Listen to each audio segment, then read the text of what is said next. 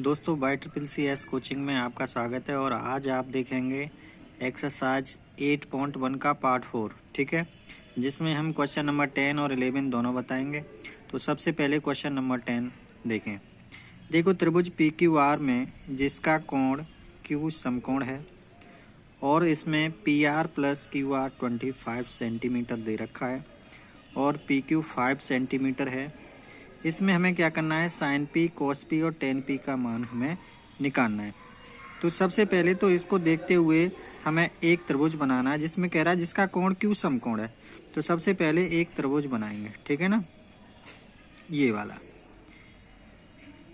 ठीक है ना।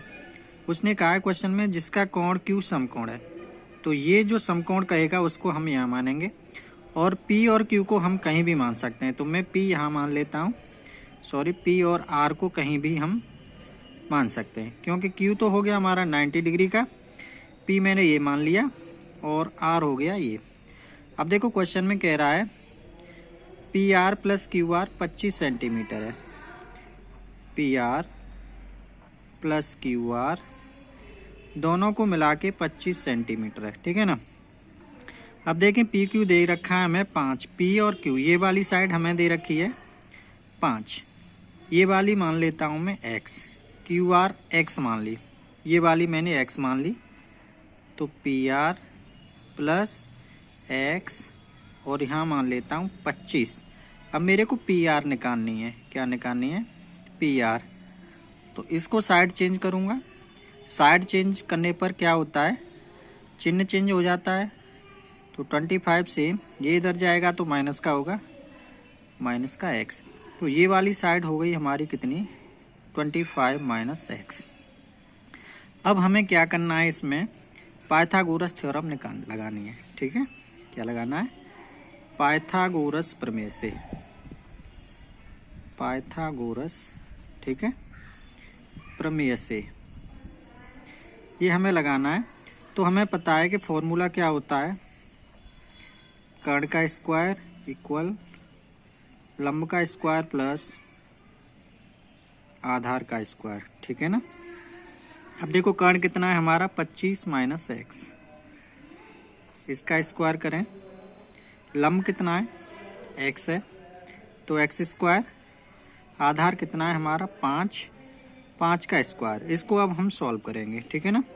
यहाँ देखें a माइनस बी का होल स्क्वायर, जो क्या होता है, इसमें लगाना है हमें a माइनस बी का होल स्क्वायर का फॉर्मूला, जो होता है a square plus b square minus 2ab, ठीक है ना।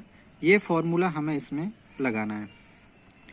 अब देखें 25 का स्क्वायर यानी 625 प्लस x स्क्वायर और फिर 2ab, तो 25 दूनी 50x माइनस का इक्वल x स्क्वायर और 5 का स्क्वायर कितना हो गया 25, x स्क्वायर से x स्क्वायर को कैंसिल कर सकते हैं।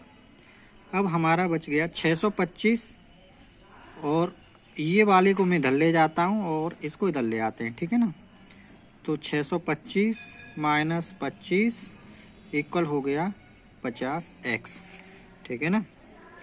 625 में से 25 कम करूँगा तो 650x, 5 से 0 काट दूंगा, 5 से 12 बार, 12 5 60। तो यहाँ से हमारी x की वैल्यू कितनी आ गई, x की वैल्यू आ गई हमारी 12। तो हमारा एक साइड निकल के 12 आ गई।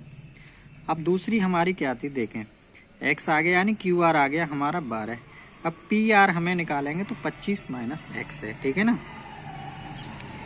PR कितना है 25 माइनस x, तो 25 माइनस 12, तो ये आ गया हमारा 13, ठीक है ना।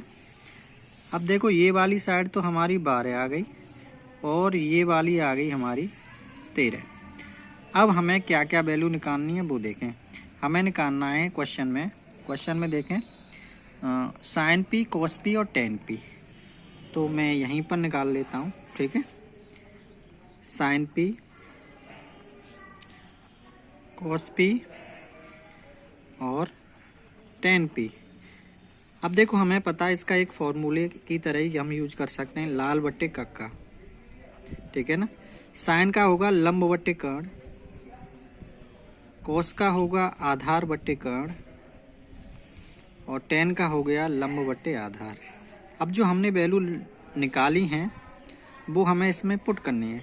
साइन पी लंब बट्टे कर्ण, अब देखें इसमें लंब कितना है हमारा 12 और कर्ण कितना है 13, तो पहला आंसर आ गया हमारा 12/13। अब दूसरा है आधार बट्टे कर्ण, क्योंकि कोस पी है। अब आधार हमारा यहाँ देखें आधार कितना है 5 और कर्ण कितना है 13, तो ये हमारा आंसर आ गया 5/13, ठीक है ना। अब टेन पी निकालना है, टेन थीटा क्या होता है लंब बट्टे आधार, तो लंब कितना है हमारा 12 और आधार कितना है 5, तो यहाँ से हमारी वैल्यू कितनी हो गई 12/5। ये हो गई हमारा आंसर, ठीक है ना। क्वेश्चन नंबर 11, देखें इसमें क्या करना है, हमें सत्य और असत्य बताना है, यानी सही और गलत का जवाब हमें इस क्वेश्चन में देना है। अब देखें क्वेश्चन पहला क्या कह रहा है, इसमें tan a का मान सदैव 1 से कम होता है, ये फॉल्स है, यानी असत्य है। क्यों असत्य है, यहाँ कह रहा है देखो tan a का मान सदैव 1 से कम होता है, जबकि tan 45 का मान 1 होता है, तो इसी वजह से ये क्या है हमारा फॉल्स है, ठीक है। और यहाँ कह रहा है 1 से कम, हमेशा 1 से कम इसकी वैल्यू नहीं होती है।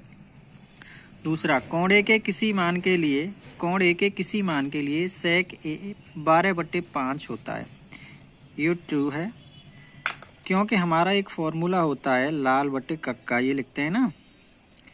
अब देखो कर्ण बट्टे आधार, तो कर्ण बट्टे आधार हमेशा जो कर्ण है इससे बड़ा आएगा आधार से, इसलिए ये वाला हमारा क्या हुआ सत्य हुआ।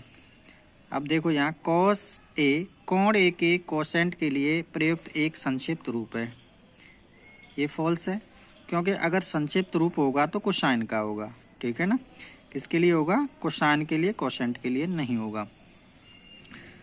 अगला है कोट और ए का गुणनफल है, ये फॉल्स है, ठीक है ना, क्योंकि कोट और ए का गुणनफल कभी भी नहीं हो सकता है।